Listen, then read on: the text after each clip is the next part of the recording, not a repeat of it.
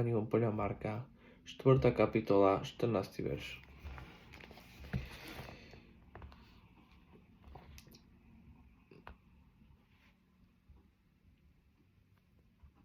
Rozsievač seje slovo na kraji cesty, kde sa seje slovo, sú tí, čo ho počúvajú a hneď prichádzajú. A hneď prichádza Satan a oberá ich o slovo zasiate do nich.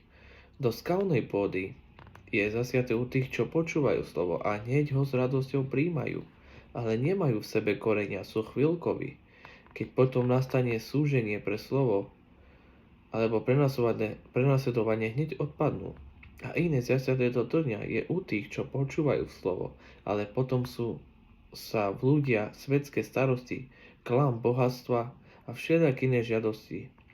Slovo udusia a ostane bez užitku. A do dobrej zeme zasiate je u tých, čo počúvajú slovo, príjmajú ho a prinášajú úrodu. Jedno 30-násobnú, druhé 60-násobnú a iné 100-násobnú. Amen.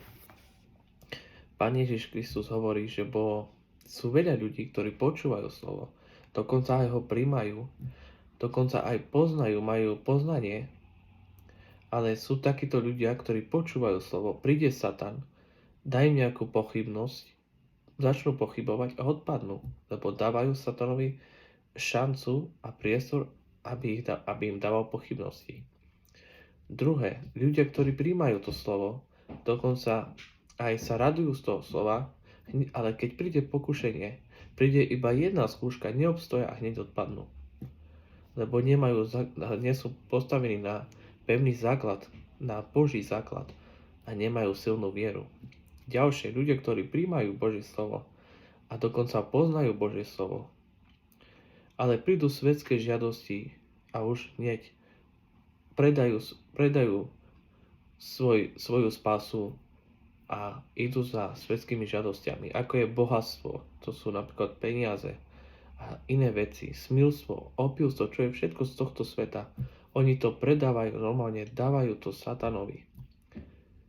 Hovoria a vymeniajú svoj život, ktorý môžu mať večný, vymeniajú za svetské veci. Čiže oni počuli Božie slovo, dokonca ho príjmali a poznajú Božie slovo a vedia, čo Božie slovo hovorí. Ale oni ho vymieňajú za tieto svetské veci, ktoré sú dočasné. Lebo na tomto svete nie je nič večné. Všetko je tu dočasné. Príde hodina, keď človek zatvorí svoje oči a zomrie na tejto zemi. Ale potom, čo príde, keď sa postavíš tvárou tvár Ježišovi a tam ťa bude už súdiť slovo. Čiže nevymieňaj svoju šancu, aby si bol zachránený za tieto svetské veci, ktoré sú dočasné. Ale to, čo ti môže dať Ježiš Kristus, ten večný život, to je večné. Tieto svetské veci sú iba dočasné veci. Aj keď ich budeš mať neviem koľko rokov, ale raz príde deň, keď ich stratíš, takisto ako stratíš svoj život. Ale keď budeš žiť so Pánom Ježišom Kristom, aj keď zomrieš, ale už druhýkrát nezomrieš, lebo budeš spasený a Pán Ježiš Kristus ťa zoberie do svojho kráľovstva, kde budeš žiť večne s ním. A napokon sú tí ľudia, ktorí to slovo počúvajú, príjmajú ho a prinášajú úrodu. Čiže prijal si Pána Ježiša Krista do svojho srdca, poznáš jeho slovo a kážeš o Božom kráľovstve.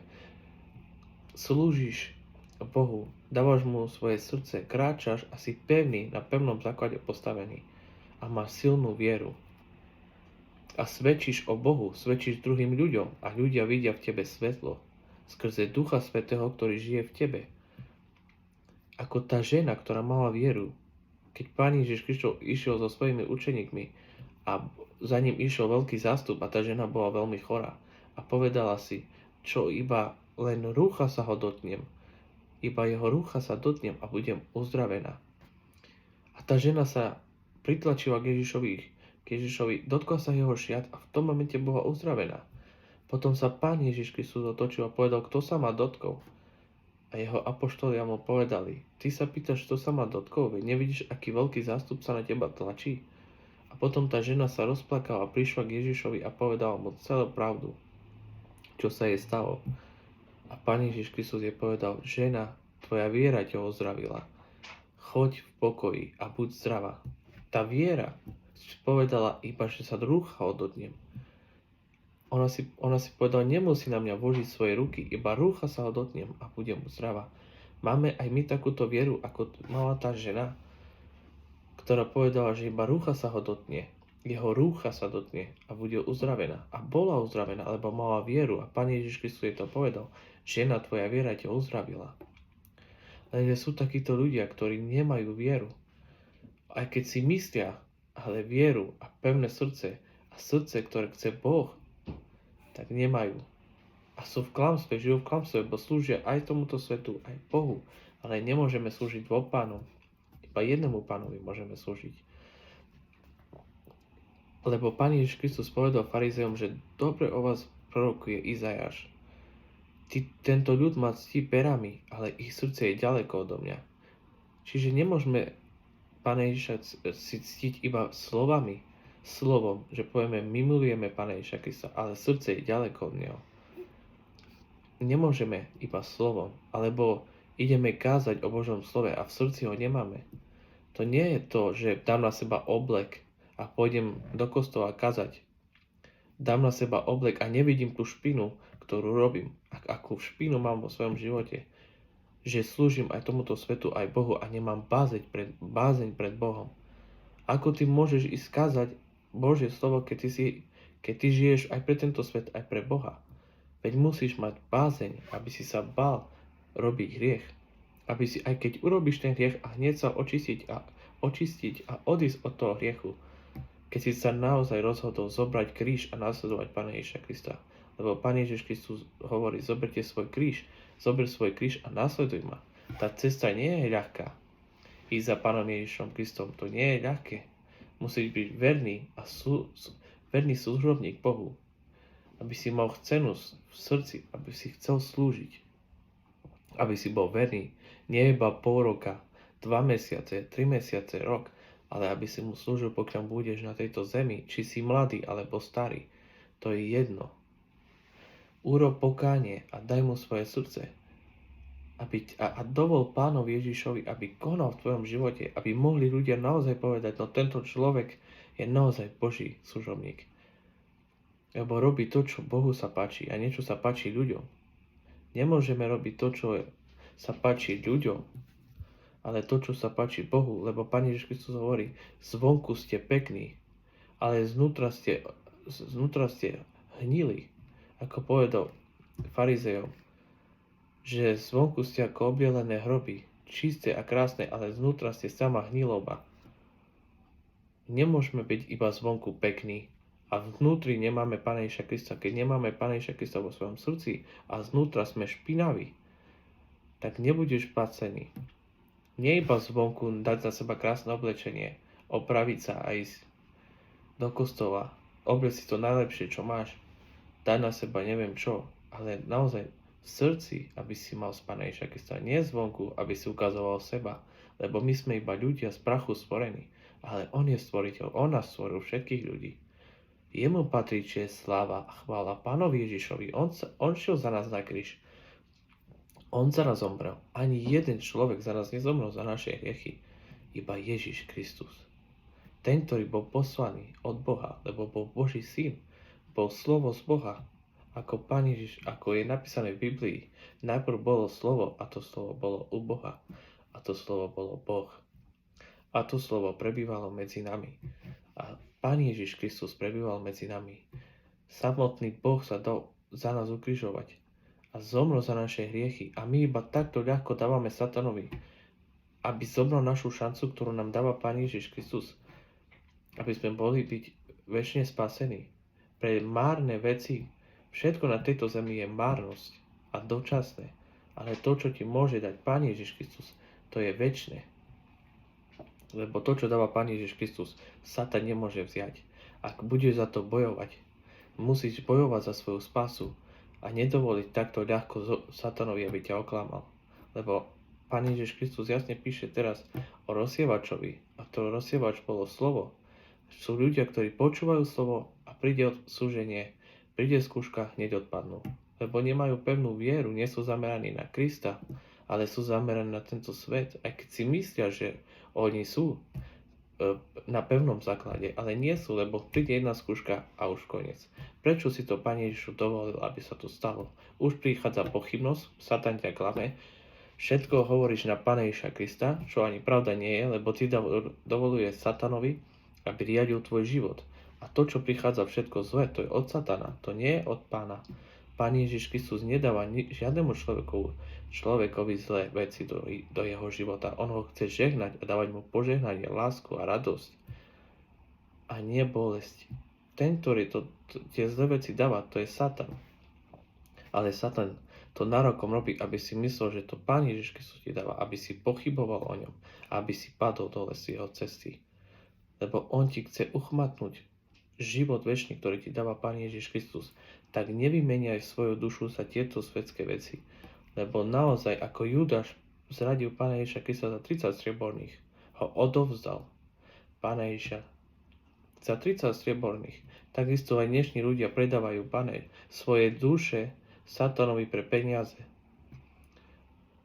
Aj keď to fyzicky necítiš, ale ty mu dávaš svoju dušu, normálne mu dáva svoj život, ktorý ti Pán Ježiš Kristus môže dať.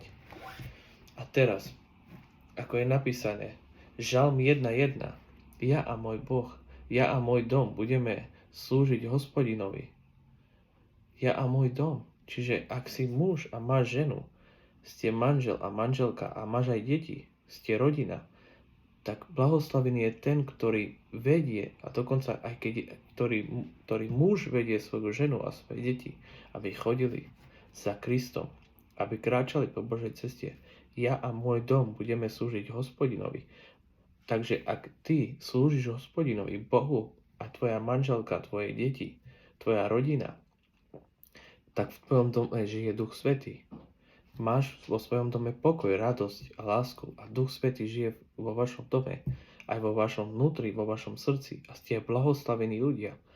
Ale ak ty dovolíš Satanovi, aby prišiel do tvojho domu, aby prišiel duch nečistoty, duch smilstva, duch opilstva, duch klamstva, duch nepokoja, ty ho odhodíš Krista a prijímaš do svojho domu z toho zlého. Dovoluješ mu, aby riadil tvoj život. Ja chcem, aby môj dom riadil Ježiš Kristus. Aby on žil v mojom dome, nie Satan. Odhodiť ho od seba a vyháňať ho z domu preč. Lebo aj keď si myslíš, že v tvojom dome žije Pán Ježiš Kristus, ale ak budeš robiť svetské veci a dovolíš Satanovi, aby prišiel do tvojho domu, tak vyháňaš Krista a prijímaš Satana. Čiže treba si uvedomiť naozaj, aby sme si dávali otázky, že či naozaj slúžime Bohu srdcom, alebo iba slovom. Lebo nemôžeme Pána Ježiša Krista si ctiť iba perami. Ako hovorí v Evangelium podľa Marka, tento ľud ma ctí perami a srdcom sú ďaleko. Čiže musíme mať Pána Ježiša Krista do srdca svojho a nedovoliť do našich príbytkov, aby prišiel ten duch nečistý, ale aby riadil Pán Ježiš Kristus našu domácnosť. Ako sa píše v Žalme 1.1, ja a môj dom budeme slúžiť Hospodinovi. Tak musíme, aby Pán Ježiš Kristus riadil náš dom a aby sme slúžili celá rodina, ako manžel, aj manželka, aj deti. Lebo niektorí napríklad slúži iba manžel a manželka neslúži. Alebo slúži iba žena a manžel neslúži. Ale je veľmi dobre, keď slúži aj manžel, aj manželka, manželský pár a ešte aj ich deti. To je pre Boha veľmi veľké a vtedy Pán Ježiš Kristus žehná. A do tvojho domu prichádza pokoj, láska, radosť a Duch Svätý. A keď prichádzajú ľudia do tvojho domu, tak cítia, že tam žije Duch Svätý. Ale ak ty dovolíš Satanovi, aby Satan riadil tvoj život, tak prichádza ten duch zlý, duch smilstva, duch nečistoty, duch opilstva, duch klamstva. A vtedy ľudia cítia, že v tvojom dome nežije Duch Svätý, ale žije duch nepokoja a ten duch zlý. A takisto, ako sa píše Matúš 18.6, Evangelium podľa Matúša 18.6, 18. kapitola a 6. verš. O zvádzaní. Ale pre toho, kto by pohoršil jednoho z týchto maličkých, čo veria vo mňa, bolo by lepšie, keby mu zavesili mlynský kameň na krk a ponorili ho do morskej hlbiny. Beda tomu človeku, ktorý zvádza veriaceho.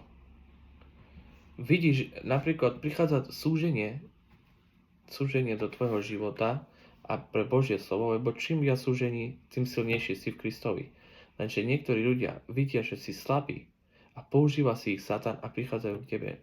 Modlil si sa, vyslyšal ťa Pán Ježiš Kristus, vyslyšal ťa Pán Boh a Pán Ježiš Kristus hovorí o takýchto ľuďoch, že ich beda im, ten, ktorý zvádza.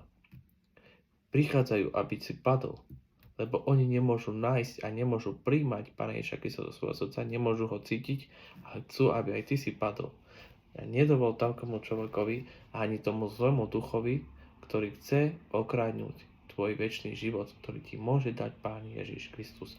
On je alfa a omega, on je začiatok a koniec. A jemu patrí česť aj sláva. Tak ak si hovoríš, že si kresťan, tak si najprv daj otázku, že či máš Pána Ježiša Krista do svojho srdca, či žiješ čistým životom, či máš bázeň pred Bohom, alebo iba slovom, dám na seba krásne šaty, oblek a tak ďalej a idem kázať. A žijem si svojim životom. A klamem aj ľudí, aj Boha. A ľudí klameš, aj seba klameš, aj ľudí. Ale Boha oklamať nemôžeš. Tak maj tu bázeň pred Bohom a čisté srdce, aby si slúžil Bohu naozaj čistým srdcom.